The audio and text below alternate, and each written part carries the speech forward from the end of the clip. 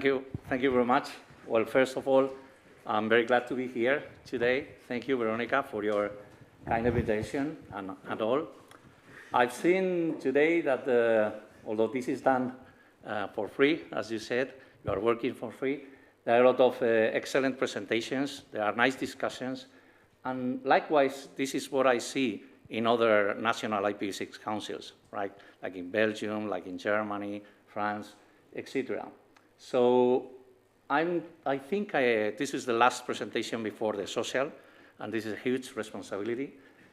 Fortunately, this is not, my presentation today is not full of technical details. It's just a rationale of an initiative, a joint initiative we are building up among different councils in Europe, right? And well, my name is Carlos Ralli. I am the chairman of the IPv6 Council of Spain, but I also have another hat, my work at Telefónica, where I work in the B2B business in the multinationals area. And when I have discussions with different executives, decision makers, and engineers at the companies, at the multinationals I'm working with, I always have the feeling, and I'm pretty sure you have the same feeling, there is an elephant in the room. They all know they need to adopt IPv6 someday at the various levels, right? But they are postponing it continuously, right? So we are starting to try to think about how we could put ourselves on their shoes, right? And how we could make up our minds, right? With their arguments, with their motivations, right? And after some discussions with different national councils, we concluded that actually what we need is to combine efforts, to combine our strengths, and to raise the level to a European level, right? Not to work only at the local, to work only locally, right? Because our councils work very well at the national level, but if we really want to move the needle of the corporations, and mainly in Europe, we need to develop more homogeneous tools and arguments for all these companies. So far, so good. We've got some IPv6 councils, right, that are working together with us on shaping this initiative, right? We've got, of course, the council here. Thank you, Veronica, for the previous discussions with you. We've got also the Belgium IPv6 Council, and Carl is here as well. So we have you represented here. We have Ian Heisley from Ireland, and Ian is here as well. We have Wilhelm from Germany, and you are over here as well. And Tajib, that is not here, but I guess he will see the recordings afterwards, right? So what is the rationale? The fact, as we've seen today with many presentations about the IPv6 deployment, is that billions of end users are enjoying IPv6 today, right? It's mostly transparent to them, but they are in, right? And we can say that IPv6 has followed more or less the internet model, right? Where the end users or the retail comes first, and later the large corporations, large organizations join afterwards, right? I remember myself using the email first at home rather than officially in the companies, right? So let's say that before we were focusing quite a lot on a pair that is the ISPs providing IPv6 to the end users, and after 30 years, we've reached a good mark. We are over 50% in terms of hits to large content providers, right? As we've seen today, UK is in that situation, but we have also other champions in Europe like France, Belgium, Germany, Hungary, and Greece, right? But the point is that we've discovered that we need to switch the focus to another pair, which are enterprises and also large public organizations and technology providers. Because there the mindset changes a little bit. The arguments change a little bit. We've seen a little bit of this in the discussions today, of course, right? We are not only talking about end users. We've seen a presentation from a large public organization like the CERN, right? But I think mainstream companies, and mainly in Europe, are not in the loop, right? And this is a gap we need to fill somehow. So it's fine. End users came first, and now we can move to these large organizations. But the issue is that it's taking too long, right? It took too long with the end users as well, but now it's taking also quite long with these enterprises. So this issue is twofold, actually. There are opportunities that the companies may miss if they don't join the wave now, at present, right? And there are also risks if they are late, right?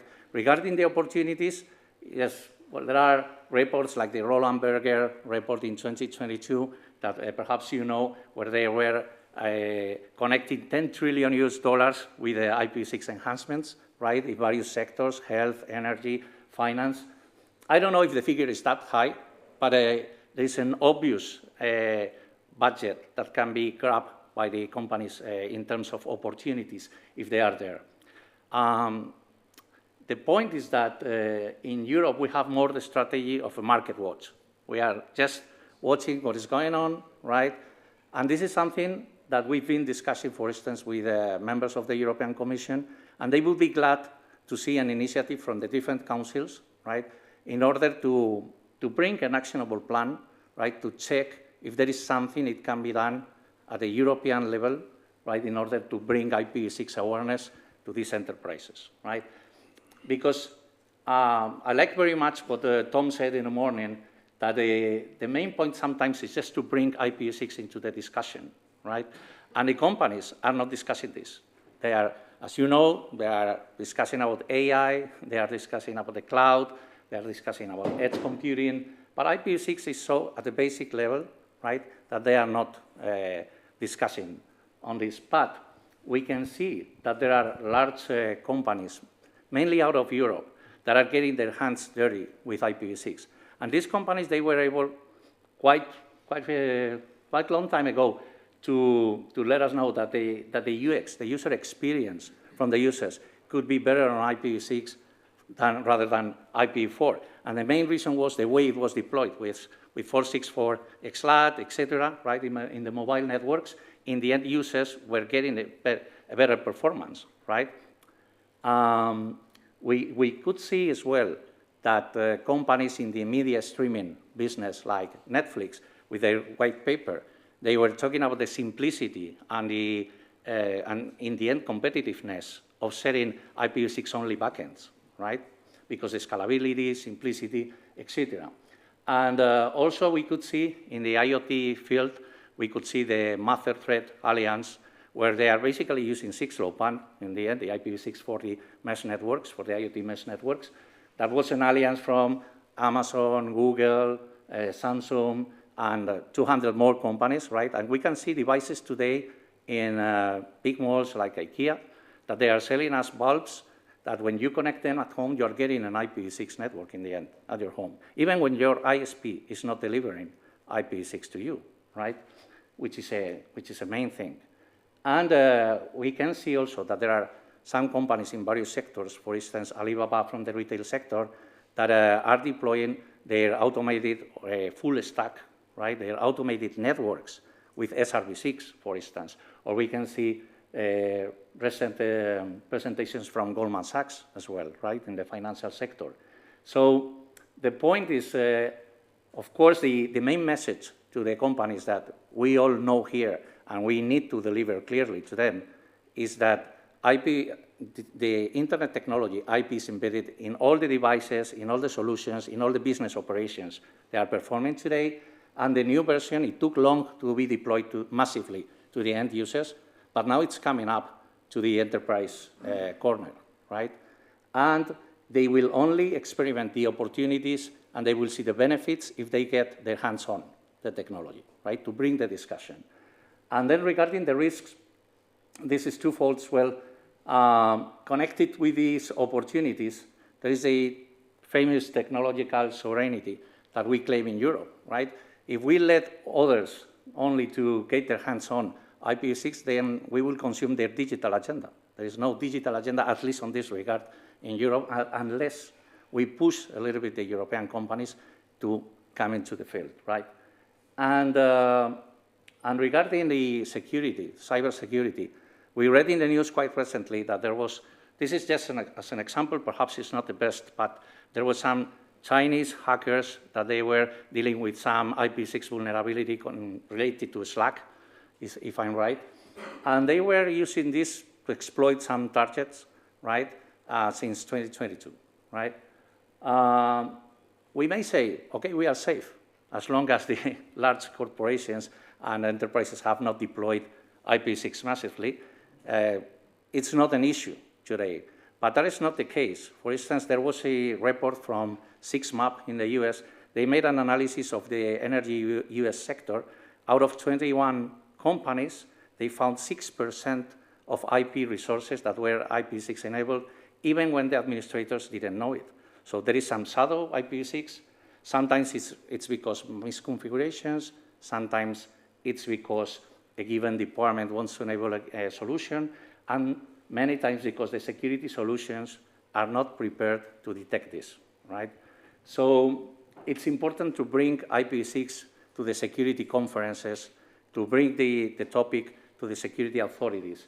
Because if personally, I had a look to the security conferences that are where my colleagues are attending, and IPv6 is not one of the topics anymore. Yes, when there is an IPv6 vulnerability, it's there, right? But it's not as a whole, right? And I think this might be a risk as well, right?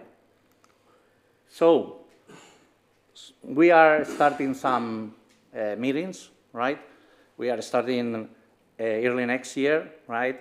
It will be online meetings. Everybody is invited to contribute through their national council, right? We've got very good ideas, right? We were challenged by the Commission in the sense if we are able to bring something together, a kind of actionable plan, right, where we can demonstrate that there are opportunities to gather by the European public and private sector regarding IPv6 deployment, right? It's not the technology anymore, it's to deploy the technology for these innovations, for the cybersecurity stuff, etc. And then we are collecting ideas already, and most of the ideas fall in three categories. First one is cybersecurity, right? And here we are working on a white paper, right, where several CISOs from different companies are already involved, right, just to highlight which are the main topics they are concerned about, right? And we have suggestions, for instance, to bring IPv6 as a topic to some cybersecurity organizations in the respective countries. And also, there are these RCA internships where IPv6 could be one of the topic of the people applying for this, if they are aware of this, right? Then the second angle is capacity building. We see that there is an issue regarding IPv6 talent management. I'm pretty sure that I've seen today that everybody in the room can understand many concepts, right? Very deep technology concepts, that is great. But I think we all agree that if we try to make companies aware about deploying IPv6, there is a lack of knowledge, there is a lack of expertise, and there is a lack of engineers that feel safe enough to deploy IPv6. In turn, when their boss comes and says, this is an opportunity now to deploy IPv6 in this given service, do you really think that you are able to do that? Do you feel confident to do this? I think most of the engineers would say no, right? So regarding capacity building, we are partnering with different organizations in different countries. In the case of Spain, we are partnering with CAS Training, that is a recognized partner for AWS, for Cisco, for many others, right, regarding training courses, certifications, etc. And the idea here is not to reinvent the wheel, right? To reuse as much as possible, for instance, courses, certifications from RIPE, from other partners, right? But to try to find a kind of framework in Europe that could be a little bit homogeneous, right? Regarding courses, certifications, etc., in different fields, right? Cybersecurity, etc. And the final angle is just our cooperation, right? To bring all the strengths that we have in the different councils. Maybe in a council in Germany, due to the high deployment, the authorities are more aware about problems like cybersecurity, right? Maybe in France, as you know, part of the high deployment is because they were requesting IPv6 as a condition for the 5G spectrum, right? So there is some expertise, experience on pushing forward IPv6 on that field. And there are many other contributions we are sure they can make stronger a joint activity compared to the actions that we could deliver as a standalone action from the different councils. And that's it. So questions, or if not, you can grab me in the social and and we can discuss.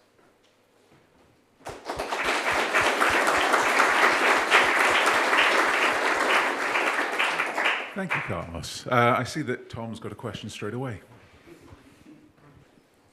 And I can hear everyone giggling behind me because they know what it's going to be about. Thank you very much for bringing all this together. I think this is very interesting, and a lot of it is extremely important stuff that we certainly should be caring about. The last point there at the bottom regarding SRv6 is, well, I will make a mild warning that there are a number of folks in the industry, primarily one vendor in particular, and a couple of ISPs, who have been trying to reframe SRv6 as IPv6 plus, yeah, which is a very, it's a new IP related. If anyone hasn't heard of new IP, go and have a quick look. It's a new IP related effort.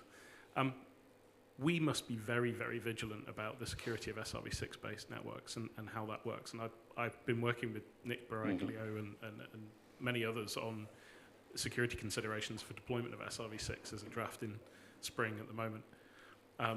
But yes, it is very important when we start bringing these things together that we ensure that we have a separation between SRv6 and IPv6. It looks the same, but there's a huge chunk of violation that went on to make things like the network programming draft pass, violations of RFC 8200.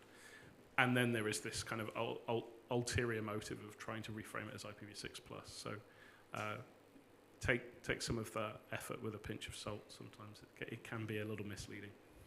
Yeah, thank you very much for your comment. Yeah, I'm aware about the IPv6 plus, etc. Our public policy guys at my company advise quite a lot on that. I would say it's just a functionality on a way that it's something you can build on top, but we cannot mix that with IPv6. I fully agree, right? It's just one of the things you may test or not, or you may deploy or not. But actually, the message to the companies that is things like this are only possible to be tested if you deploy IPv6 before, right? The same way Bouygues Telecom was saying this morning that they have plans to evolve in their own network from SR-MPLS to SRv6. We have, in our international network at Telefonica, we have plans as well, right? Most of us are working on this, or Pivo in Brazil was doing that already. But of course, you need to enable first some given nodes on IPv6 as well, right? Yep, correct. Tobias Fiebig, Max Planck Institute for Informatics, and concerning the RCA internships, so just checked the site and they closed in September. So are these already done for this year? Sorry, I couldn't hear you very well. So the RCA internships, oh yeah, they are already closed for this year, right? So the 8th call is closed. Yep. Okay. Yeah, let's try to find out something similar coming up next year, or can be part of our actionable plan that we go with to the national authorities or the European authorities. But that is correct. By today, it's closed this year. Steve, National Cybersecurity Centre. Though I agree with your highlighting cybersecurity as an important feature in this and an argument we can make, I would caution for most cybersecurity professionals, IPv6 is not the most pressing issue. It's not the priority. So I think you need to be careful how much you stress that. It's important, but it's not the top. Mm-hmm. Yeah, maybe it's not meant to be the first priority, of course, right? But it's one of the topics, it should be there, right? I think we have to be human on that as well, yeah, for sure, 100%. Yeah, I'm just going to add to this, Carlos. So, Steve, I would say we at least need to get to the point when the cybersecurity professionals stop advising their clients to switch off IPv6. Because I have heard this consistently. This was a comment at the last RIPE meeting. I think the gentleman was from Ireland, and he was complaining that basically all these large consultancy companies, because they don't have people with the knowledge, are basically telling their corporate clients to switch off IPv6, and I think that's absolutely outrageous. So there needs to be some guidance. I agree there are lots of things to worry about in terms of security, but this needs to actually be seen, you know, and I think that's the point. Yeah, I think he wants to reply. I'm not sure.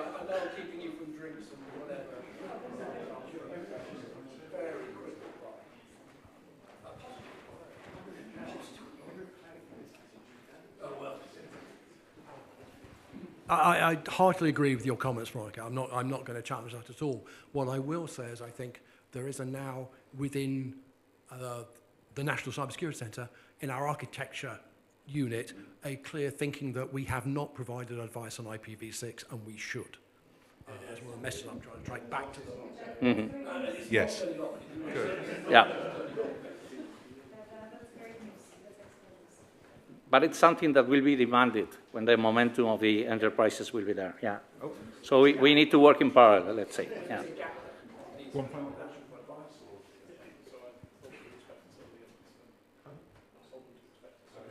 Final question from Tobias Siebich again. In the spirit of comments, that might then be the time to be a member of the individuals at the IETF and maybe write a document that says turning IPv6 off for security reasons is not okay. Like, you must not turn off IPv6 for security reasons. We can all go there. We are probably enough to reach consensus. Let's just do it. Yeah, you can't imagine, or I guess, yes, you can, how many times this comes out in the meetings we have with the multinationals. Yeah, for sure. Okay, thank you very much, Carlos. Thank you.